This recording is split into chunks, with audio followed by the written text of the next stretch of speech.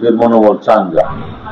একটা বিশাল দল, প্রতি ঘরে ঘরে বিএনপির কর্মী আছে। প্রশাসনের উপরে আমাদের আস্থা নাই, কারণ এই প্রশাসন সম্পূর্ণ শেখ হাসিনার দ্বারা প্রতিষ্ঠিত। তারা আওয়ামী লীগের পরিচয়ে, আওয়ামী লীগের কুঠায় বরেণ্য রাজনীতিবিদ হিসাবে সবার কাছে সুপরিচিত। দীর্ঘ সংগ্রামের পরে আপনি আসলে আপনার পাকুন্দিয়া আহ্বায়ক আছেন।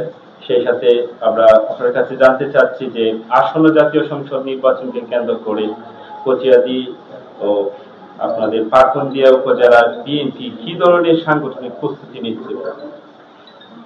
বিএনপি দীর্ঘদিন যাবৎ আন্দোলন সংগ্রাম সফলতার মাধ্যমে সাধারণ মানুষের মধ্যে বিএনপির ভাবমূর্তি উজ্জ্বল।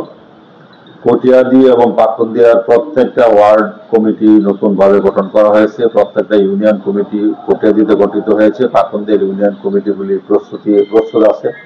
আমরা অতি স্বল্প সময়ের মধ্যে আমরা ইউনিয়ন কমিটিগুলি গঠন করে নতুন নেতৃত্বে নিয়ে আসব এবং এই নির্বাচনের জন্য পুরা প্রস্তুত বিএনপি কটিয়াদি পাকুন্দিয়া। সেই সাথে দলের 31 দফা কর্মসূচি বাস্তবায়নের জন্য মাঠ পর্যায়ে দেখলাম আপনার পক্ষে আপনার সমর্থকরা কিন্তু সক্রিয় আছে। সেক্ষেত্রে দলের 31 দফা বাস্তবায়নের লক্ষ্যে আপনারা কিভাবে কাজ করছেন? আসলে আমরা বিভিন্ন স্থানে আমরা পূর্বে সভা করছি, মত বিনিময় সভা করছি এবং জনগণের মধ্যে আমার লোকজনও যাচ্ছে, আমি নিজেও যাচ্ছি বিভিন্ন এলাকায় গিয়া 31 দফা সপক্ষে জনমত গঠন করছি এবং আগামী দিনে বিএনপি ক্ষমতায় গেলে যে 31 দফার বাস্তবায়ন করবে এই জনগণের কাছে আমরা এই অঙ্গীকার করছি। বর্তমান রাজনৈতিক পরিস্থিতিতে বিএনপি নেতা কর্মীর মনোবল কেমন দেখছেন আপনার আসলে? একেবারে চাঙ্গা মনোবল, বিএনপির মনোবল চাঙ্গা। আমরা দীর্ঘ 17 বছরের আন্দোলন সংগ্রাম, মামলা হামলা, খুন গুম, সমস্ত ধরনের নির্যাতন সহ্য করে আজকে এই পর্যায়ে আমরা এসেছি। আমরা ফ্যাসিস্ট সরকারকে বাংলাদেশ থেকে তাড়িয়ে দিয়েছি। বাংলাদেশ ফ্যাসিস্ট মুক্ত। বিএনপির কর্মীরা পুরোপুরি চাঙ্গা আছে। আপনারা কি আন্দোলনের এই কেন্দ্রবল হিসাবে এখন যে আপনার নেতা কর্মীরা মাঠ পর্যায়ে শুধু মিছিল মিটিং এই করছে নাকি মানুষের দুয়ারে দুয়ারে যাচ্ছে? জামায়াতে ইসলাম সহ অন্যান্য যে দলগুলো আছে তারা কিন্তু একবারে দুয়ারে দুয়ারে ঘরে ঘরে রাত দিন পরিশ্রম করছে দেখা যাচ্ছে। সেই বিএনপি একটা বিশাল দল, প্রতি ঘরে ঘরে বিএনপির কর্মী আছে, প্রতি বাড়িতে বিএনপির কর্মী আছে। আমরা আমাদের সকল কর্মীদেরকে নির্দেশ দিচ্ছি যে প্রত্যেকটা সাধারণ মানুষের কাছে বিএনপির মেসেজ বার্তা পৌঁছে দেওয়ার জন্য আগামী নির্বাচনে যে আমরা যে দেশ পরিচালনার জন্য আমরা যে কর্মসূচি গ্রহণ করছি, আমাদের কর্মসূচির মধ্যে যুব সমাজের বেকারত্ব দূরীকরণ ও সন্ত্রাস মাদক মুক্ত বাংলাদেশ গড়া, আমাদের কৃষি নির্ভর তথ্য প্রযুক্তি নির্ভর কৃষি এবং তথ্য প্রযুক্তি নির্ভর বাংলাদেশ, যেটা আইসিটি মাধ্যমে প্রশিক্ষণপ্রাপ্ত যুব সমাজের বেকার সমস্যার সমাধান করা এবং প্রশিক্ষিত যুবকদেরকে দেশের বাইরে কর্মসংস্থানের ব্যবস্থা করা, দেশের ভিতরে উদ্যোক্তা তৈরি করা এবং ভালো মানের স্কুল কলেজ প্রতিষ্ঠা করে মানুষকে আধুনিক শিক্ষায় শিক্ষিত করা, সর্বোপরি একটা বসবাসযোগ্য পরিবেশ সমাজ গঠন করে যে মৌলিক চাহিদা অন্ন বস্ত্র খাদ্য বাসস্থান চিকিৎসা ব্যবস্থা করা, এইগুলি বাস্তবায়ন করার জন্য আমরা আমাদের কর্মীদেরকে প্রশিক্ষণ দিচ্ছি এবং এই মেসেজ আমরা প্রত্যেকটা ঘরে ঘরে প্রত্যেকটা ভোটারের কাছে পৌঁছে দিচ্ছি।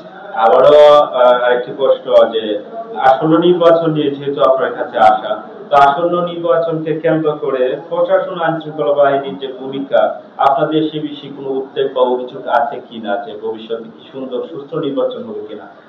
যে প্রশাসন এখন মাধ্যমে দেশ চলছে, এই প্রশাসনের উপরে আমাদের আস্থা নাই, কারণ এই প্রশাসন সম্পূর্ণ শেখ হাসিনার দ্বারা প্রতিষ্ঠিত। তারা আওয়ামী লীগের পরিচয়ে, আওয়ামী লীগের কুঠায়, বিভিন্ন কুঠায় তারা এতে পোস্টিং পাইছে, নিয়োগ পাইছে। সুতরাং এদের কাছ থেকে আমরা সুষ্ঠু নির্বাচন আশা করি না।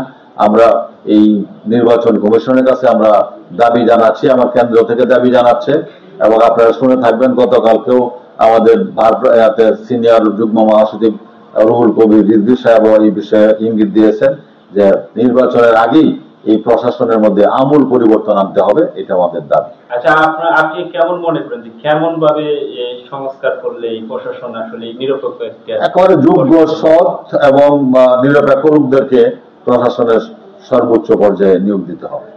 আমাদের মাধ্যমে বার্তাবাহক কিশোরগঞ্জের মাধ্যমে আপনার পাকুন্দিয়া আবার কচিয়াদির আপনার আসনে ব্যক্তিগতভাবে আপনার একান্ত ব্যক্তিগতভাবে জনগণের, আপনার এলাকার জনগণকে কি বার্তা দিতে চান যে আসন্ন জাতীয় সংসদ নির্বাচন করবে? আমরা দীর্ঘ 17 বছর আন্দোলন সংগ্রাম করে ফ্যাসিস্টের মামলা, হামলা, নির্যাতন, খুন, গুম, হয়রানির শিকার হয়ে আজকে দেশকে ফ্যাসিস্ট মুক্ত করেছি। দেশে আগামী ফেব্রুয়ারি মাসে ইনশাল্লাহ নির্বাচন হবে। প্রধান উপদেষ্টা আমাদের দলের ভারপ্রাপ্ত চেয়ারম্যান আগামী দিনের রাষ্ট্রনায়ক তারেক রহমান সাহেবের কাছে প্রতিশ্রুতি দিয়েছেন যে ফেব্রুয়ারিতে দেশে নির্বাচন হবে। এই নির্বাচনের মাধ্যমে আমরা আশা করি যে জনগণ,